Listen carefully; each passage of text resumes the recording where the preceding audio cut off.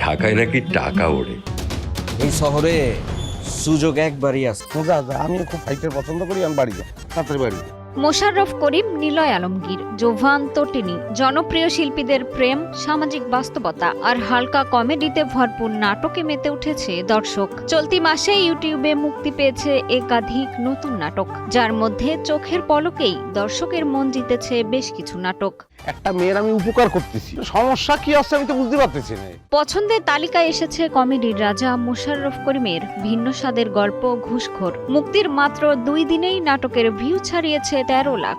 সেই সাথে প্রশংসা কুড়িয়েছে মোশাররফের অভিনয়। অন্যদিকে বিরতির পর পর্দায় ফিরেছে ইয়াশ রোহান নাজনীন নিহা জুটি। নতুন নাটক জনম জনমে মুক্তির 2 দিনেই দেখেছে প্রায় 26 লাখ দর্শক। পদ্মা সেতু, মেট্রো রেল এবং এলিভেটেড এক্সপ্রেসওয়ে নির্মাণের গর্বিত অংশীদার বসুন্ধরা সিমেন্ট। আমার একটা সিকিউরিটি ব্যাপার আছে না, আমি চেয়ারম্যানে পড়ো না।